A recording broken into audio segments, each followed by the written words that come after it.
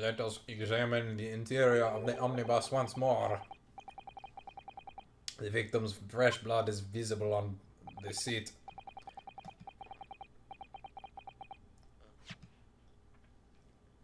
Corroborating the witnesses' accounts.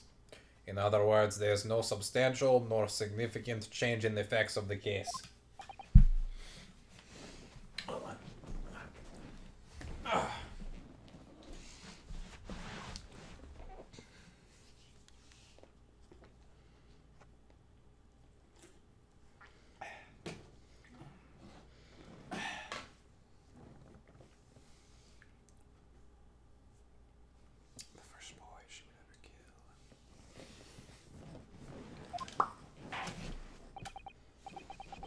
Very well. Your cross-examination, please, counsel.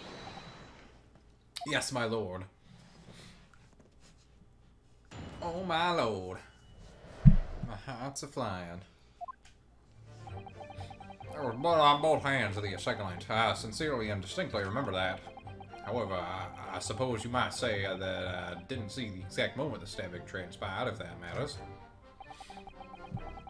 I remember seeing the knife, and I remember seeing... Yeah, okay. So, what are we thinking here?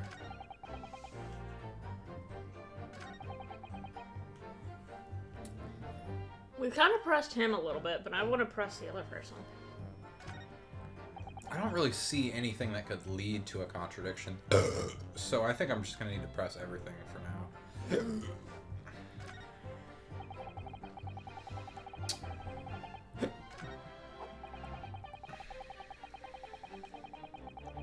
Actually, I guess this might lead to something. Everything you saw of the incident was through the skylight on the roof of the omnibus. That's right, it was fiercely cold that night, but the glass wasn't frosted over. Oh yes, I remember I was shivering, it was so bitter. Which rather begs the question of why the pair of you were sitting on the roof deck in the first place. Well, I don't know about this young fella, but I couldn't enter the cabin. Oh? Why not? It was locked from the inside. I tried knocking, but no one opened the door. No one else thought this was suspicious? That's right, and it's a public bus service for pretty sakes. It's not what I call fair play. How do you lock a public bus door? Yes, I had exactly the same experience. I tried knocking, but the gent inside just gestured at me to clear off. So I had no choice but to climb up to the roof deck and look down longingly into the warm cabin below. Well, do you think that might be a reason why nobody wanted to use your omnibus this late into the night? And so cold into the night? Because the fucking door was locked? Well, I can assure you I wasn't just looking down. I was glaring long and hard. That's precisely why I can tell you with absolute confidence that if there was anyone else in the cabin, I would have noticed. Unequivocal, I would say. I'm not sure about these two witnesses. Could they really have seen everything inside the cabin through the skylight? No, they couldn't have seen what was underneath them. They might not have been able to. Allow me to confirm one thing, Mr. Fairplay. You were riding this omnibus and witnessed the events in the cabin through the skylight on the floor of the upper deck. Is that right? That's right, yes. In that case, there was a portion of the cabin interior that would have been out of sight from you. What? By golly, really? Obviously, at this stage, we can't say for sure. But the possibility cannot be denied that at the time of the incident, there could have been another passenger in the enclosed cabin of the omnibus. Objection. Enough hypothetical meandering, my Nipponese friend. The prosecution demands that you substantiate your claims. After all, the scene of the crime is here, in the flesh. Very well, I will uphold the prosecution's demand. To identify the area in this cross-sectional plan of the omnibus. Where exactly in the omnibus are you suggesting that the potential extra passenger could have been situated? So I'm going to say the seat or the spot underneath, but to be safe, I'll put it like right here.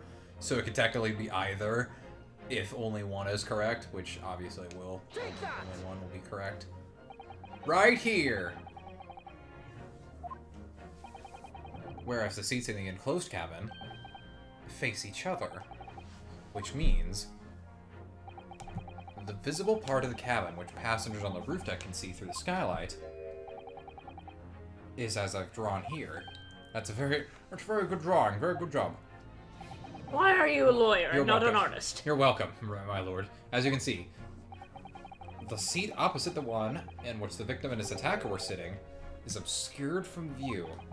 In other words, if someone had been sitting on that seat,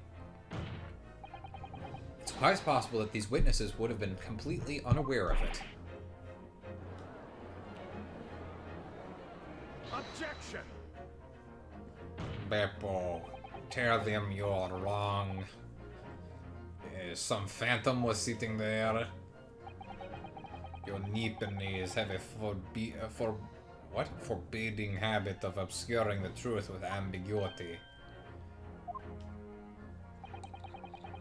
I concur with the prosecution's rejoinder? What the fuck is wrong with this game? In British court of law, evidence is paramount. I cannot entertain this conjecture, counsel. That is, unless you are able to put a name to this mysterious passenger to whom you allude. Can you, Mr. Naruto? Can I, Mr. Naruto? Was there anybody else? Hold on.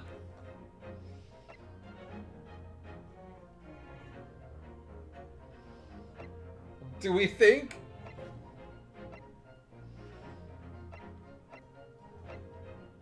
Okay, I'm gonna put something out there. Do we think that the third person, the one on the other side, was either the victim or the defendant? Probably not the victim because the blood. But like, I'm tempted. I'm gonna do it. If it asks, do we have a name? I'm gonna say Magnus.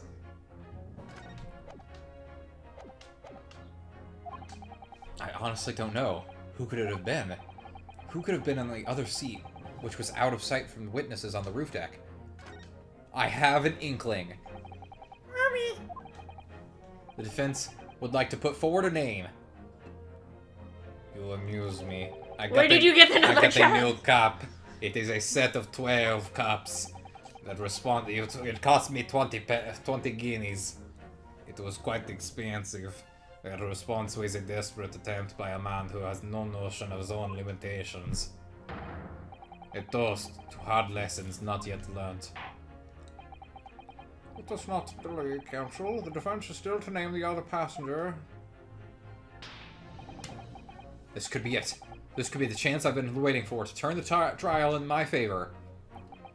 On that night, on the night of the murder, the person occupying the seat in the omnibus that was obscured from view was... Take that! Magus McGilded. The passenger in the enclosed cabin that the witnesses on the roof deck failed to see has to have been Mr. Magnus McGilded. Mr. McGilded? What are you talking about, counsel? That's the name of the defendant. Objection! I'm down to 10 glasses now, you prick. If you desecrate this chamber... Hold on. If I desecrate this chamber by smashing my hollowed chalice, do forgive the discourtesy. Lord Van Triix, stop that.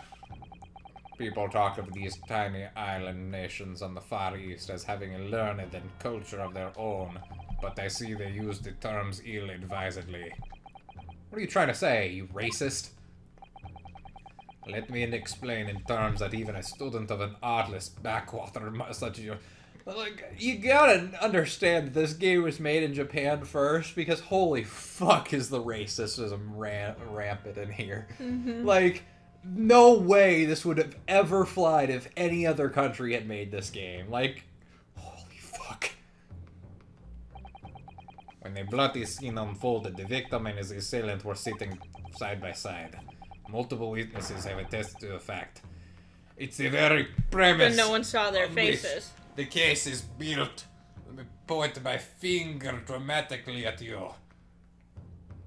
I can't do it because you're sitting so close to me. No, that is my armpit. Why did you lick that? I did not lick your armpit. I That is licked your gross. rib. Some people have that kink, but I do not. My premise may be wrong. You want me to have an armpit fetish? No, not that part. If the victim really was sitting beside Mr. McGilded, it creates an inconsistency that can't be reconciled in any way. What inconsistency, counsel? The defendant's gloves, my lord. The fucking gloves. Both witnesses made the same testimony. They claim that there was blood on both hands of the person sitting next to the victim. Objection! Yet we know the truth to be otherwise. Only one glove bears the gory remains. The point is, even in the face of this irrefutable evidence, both witnesses have maintained their stance. Yes, their testimony remains unchanged. They're quite stubborn. Exactly. They both adamantly swear that they clearly remember seeing blood on both hands of the assailant. In short, their memory of events is correct, and their testimony reveals the truth. It was somebody else sitting beside the victim that night, a third party we have yet to identify. And the victim's blood was on that passenger's hands, both of them. I want to see some evidence. Who was this third party? I told you already. I don't know. The true culprit. Extraordinary. What if it's one of the fucking jury members? Oh my God, probably. They can't possibly introduce another person at this point, right? Or are the jurors always going to be this big? Objection! The defense's postulation is just that, nothing more than conjecture. I point a finger at you. The witnesses have clearly stated that they saw the accused. But when elaborating on his testimony... What if it was the guildmaster? Mr. Fairplay said... Oh, wait. Mr. Fairplay said the two of them were wearing hats and I couldn't exactly make out their faces. Yes. Tops of their heads were obscured by the roof. I could see the rest of them, though. Yes, that's right. Both gents were most certainly hatted. Hatters do tend to notice such things, sir. What particular styles of hat did these two gentlemen sport, Mr. First? I don't remember. I'm afraid I don't remember. And You call yourself a hatter. Your style of hat makes no difference.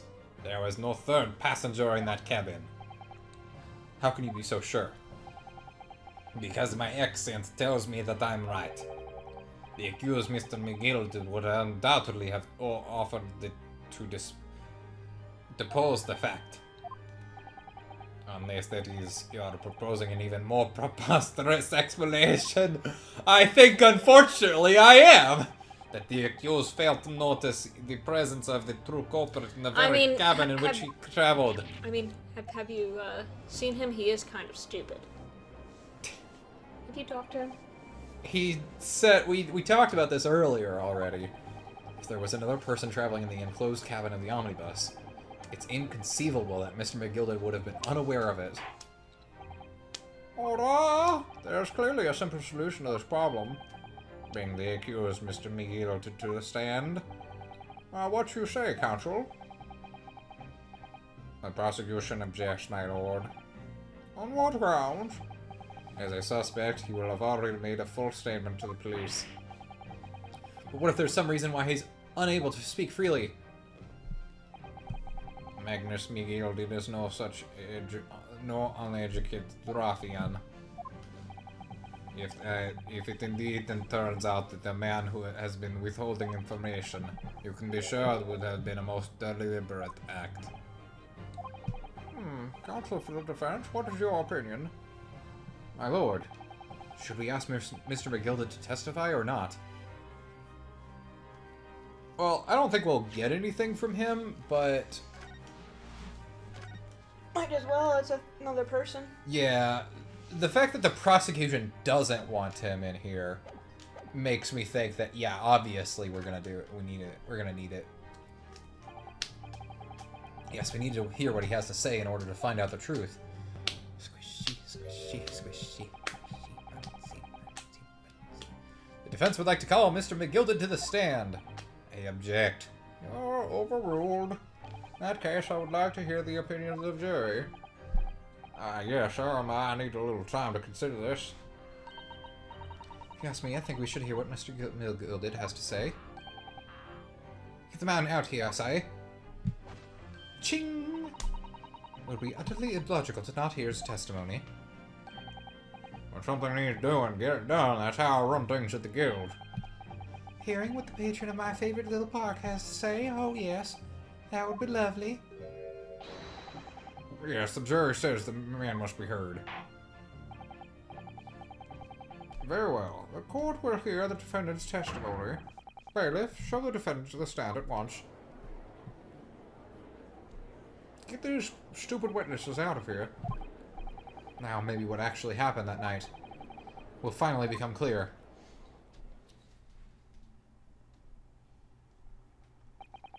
Let proceedings be resumed. Mr. McGilded, have you been listening to the discourse of the day? Aye, sir. To be sure I have, my lord. There are now two matters on which the court desires to hear from you. The first is whether or not there was a third party with you in the omnibus cabinets proposed by the defense. Second, oh my god. Oh, what the fuck? You got chocolate in your panties.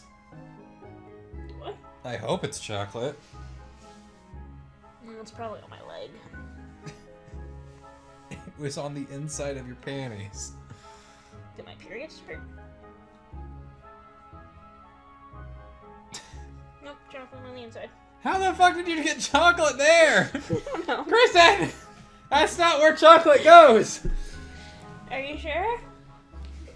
Well, hold on. Well, let's not jump to conclusions now.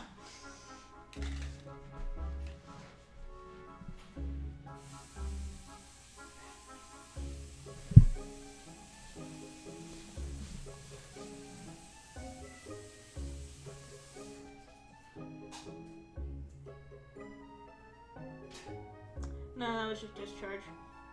That's gross. Well, the pussy has a lot of chemicals in it. I suppose it's better than chocolate.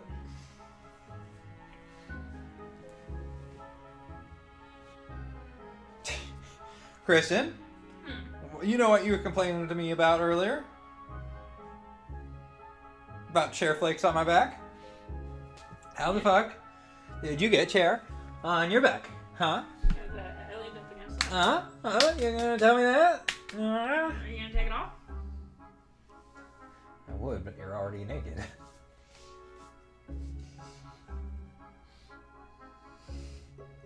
Look at it go. Boing boing boing boing boing boing boing boing. Boing boing boing boing boing boing boing boing boing. Boing boing boing boing boing boing.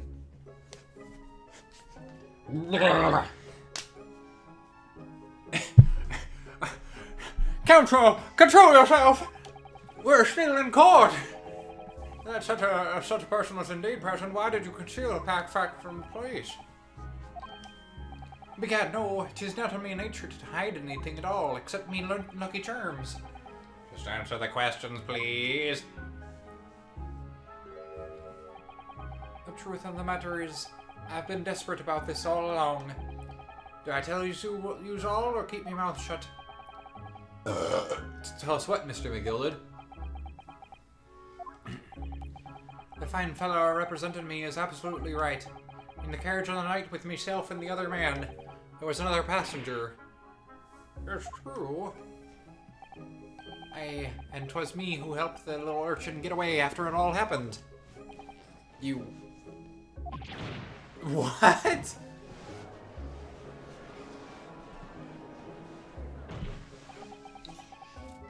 The fuck? No, Magnus McGilded. That convenient excuse can't save you now. I'm truly sorry, so I am, Lord Runsix. I'm sure he'll be wanting to know why I said nothing when I was taken in by the police. I do be having a very good reason, I assure you. What was? You know, the little child was just at the wrong place at the wrong time and not in any way involved, you see. What? If the police had known the wee one was there, they'd have assumed she'd done it. They'd have hauled her into this here courtroom just like myself. I was only trying to spare her that. Young hearts and young minds are easily damaged, my lord. A child. And who was this young child of whom you speak? That I don't know. You don't know? Well, wee ting just happened to be in this carriage that night. I never saw her before or since. Objection! We have absolutely no reason to believe this man. The prosecution calls for the witnesses' statements to be disregarded by the court. You know, I wouldn't be so too surprised if the urchin isn't here in this courtroom as we speak. Listen to the proceedings.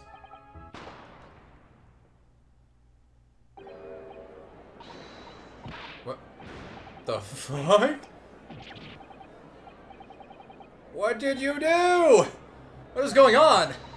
Be careful, Mr. Naruto. Cover your face. Bailiff, don't let the accused escape. Secure the omnibus. I hereby call an emergency recess. Bailiff, ensure the defendant is in custody and clear the courtroom.